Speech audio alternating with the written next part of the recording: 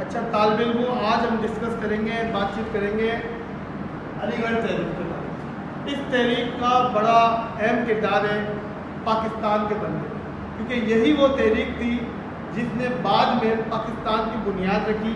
اس تحریک نے پاکستان کو پاکستان کے لیڈر دیے جنہوں نے پاکستان کی بنیاد رکھی۔ اس تحریک نے مسلمانوں کو وہ لیڈر دیے جنہوں نے مسلمانوں میں بیداری پیدا کی۔ اس کے پیچھے پورا پس منظر ہم آپ کو بتا دیتے ہیں۔ جب 1857 کی جنگ آزادی ہوئی تھی، جس میں انگریزوں کے ہاتھوں آخری مغل بادشاہ بہادر شاہ ظفر کو کیا ہوئی تھی، شکست ہوئی تھی، اور اس کے بعد انہیں گرفتار کر کے رنگون، جو کہ آج کا ملک برما ہے، وہاں بھیج دیا گیا تھا۔ اور اس طریقے سے آخری مغل حکومت ہندوستان میں کیا ہو گئی تھی، ختم ہو گئی تھی 1857 میں۔ تو اس کے بعد کیا ہوتا ہے، مسلمان قصبہ پرسی کی حالت میں زندگی گزار رہے ہوتے ہیں، مایوسی کا شکار ہوتے ہیں۔ اب وہ کیا کریں، انگریز ان کو اپنا دشمن سمجھ رہے ہوتے ہیں۔ انگریز یہ سمجھتے ہیں کہ یہ مسلمان ہم سے وفادار نہیں ہے اور یہ ہمیں تنگ کرتے ہیں اور انہوں نے ہم سے جنگ کی۔ تو ایسے میں ایک شخصیت سامنے آتی ہے جن کا نام ہوتا ہے سر سید احمد خان، جو کہ 1817 میں پیدا ہوتے اور 1898 میں انتقال کرتے تھے۔ ان شخصیت کا بڑا کردار ہے۔ انہوں نے کیا کیا، انہوں نے انگریزوں کو یہ ساتھ دلایا کہ بھائی 1857 میں جو جنگ آزادی ہوئی تھی، اس جنگ آزادی میں صرف اور صرف مسلمان شامل نہیں تھے، اس میں ہندو بھی شامل تھے۔ اور انہوں نے مسلمانوں کو بھی اس بات سے زور دیا کہ وہ اپنے ماضی میں جینے کے بجائے اب حال میں جیے، پریزنٹ میں جیے۔ مسلمانوں کو انہوں نے بتایا کہ دیکھو بھائی، ہندوستان میں آپ کی جو حکومت تھی وہ ہو گئی، اب ختم۔ اب ہندوستان میں جو حکمران ہے وہ ہے انگریز۔ تو انگریز کے ساتھ تعلقات بنائے جائے، اور ایک ہی طریقہ ہے اس دنیا میں اب رہنے کا، سائنسی علوم سیکھا جائے، سائنس کے علوم میں اپنے آپ کو بہتر بنایا جائے، یعنی تعلیم حاصل کی جائے۔ انگریزوں نے جو وہ رتبہ، وہ دبدبہ حاصل کیا تھا، کس کے بلبوتے پہ کیا تھا، تعلیم اور طاقت کے بلبوتے پہ کیا تھا۔ تعلیم سے طاقت حاصل آئی نا، ان کو ٹیکنالوجی ملی، انہوں نے بہتر ہتھیار کیے حاصل، اور اس کے بعد وہ یورپ سے آ کے ہندوستان میں آ کے کیا ہو گئے، حکمرانی کر کے بیٹھ گئے۔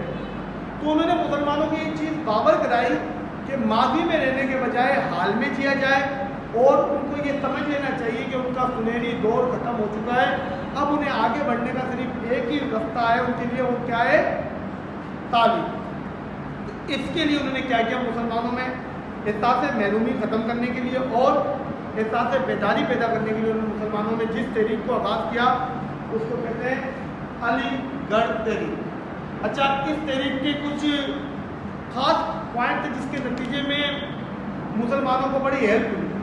سب سے پہلے اس تحریک کے دوران سر سید احمد خان نے کیا کیا، ایک کتابچہ لکھا، یعنی ایک نوٹ بک لکھی۔ اس میں انہوں نے، اس کا نام تھا اسباب بغاوت ہند۔ 1857 کی جو جنگ ہوئی تھی اس کو انگریز بغاوت کہتے تھے، تو اس کے نام کو انہوں نے لکھی اسباب بغاوت ہند۔ 1857 کی جنگ آزادی میں اس کو انہوں نے وہ اسباب بیان کیے، وہ ریزن بتائے، وہ وجوہات بتائی کہ جس کی وجہ سے ہندوستان میں مسلمان ان کے خلاف ہوئے۔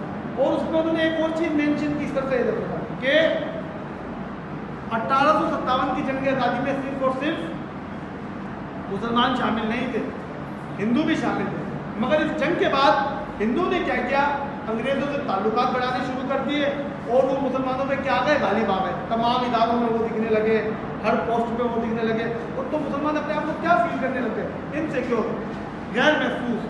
تو ایسے میں سر سید احمد خان نے بغاوت ہند، اسباب بغاوت ہند لکھ کے اسباب بتائے۔ انہوں نے بتایا کہ بھائی مسلمان آپ سے اس وجہ سے باغی ہو رہے تھے کہ آپ نے مسلمانوں کی زندگی بہتر نہیں کی، آپ سے بہت توقعات تھی مسلمانوں کو۔ آپ نے مثال کے طور پر آج گورنمنٹ کے خلاف احتجاج کیوں کرتے ہیں، اس لیے کرتے ہیں نا کہ گورنمنٹ ہماری ڈیمانڈ، ہماری ضروریات پوری نہیں کر رہی ہوتی۔ تو انہوں نے کہا انگریزوں کو کہ بھائی آپ یہ نہیں کر رہے تھے، اور آپ ایسے قوانین لا رہے تھے، ایسے قانون لا رہے تھے جو کہ مسلمانوں کے لیے مسائل والے، مسلمانوں کے لیے مسئلہ تھا۔ جیسے کہ آپ کو ایک چیز بتا دیتا ہوں، پہلے جو وہ ہوتی تھی نا بندوق، اس کا کارتوس نا دانت سے چھیننا پڑتا تھا، اس سے دانت سے، اور اس دوران کیا ہوتا تھا، اس کارتوس کے بارے میں مشہور کر دیا گیا تھا کہ اس کے اندر سور اور گائے کی چربی ہے. اب گائے کس کے لیے کیا کہتے ہیں اہم مقدس ہے؟ ہندوؤں کے لیے. تو ہندو بھی اس کو کارتوس کو چھیننے سے کتراتا تھا, اور مسلمان کے لیے سور کیا ہے؟ حرام ہے. تو دونوں کمیونٹی کیا تھی, دونوں مذاہب کے لوگ کیا تھے؟ پریشان تھے. یہ بھی ایک وجہ تھی. تو انہوں نے یہ چیز پیدا کی اور مسلمانوں کے ساتھ ملایا کہ بھائی ماضی میں رہے. اچھا, علی گڑھ کا مین مقصد تھا جدید تعلیم. کیا؟ جدید تعلیم. پرانے علوم کے ساتھ ساتھ جدید تعلیم. اس وقت جدید تعلیم کیا تھی؟ سائنس. آج آپ اور ہمارے پاس جتنی بھی آسانیاں ہیں نا, یہ کس کے مدعو منت ہے؟ سائنس. سائنس کی وجہ سے انسان کو یہ بات ماننی پڑے گی کہ اس کی زندگی میں آسانیاں پیدا ہوئی. گھنٹوں کے کام منٹوں میں ہوتے اور منٹوں کے کام سیکنڈوں میں. صحیح کہہ رہا ہوں؟ 10 بندوں کا کام ایک مشین کرتی ہے. صحیح کہہ رہے؟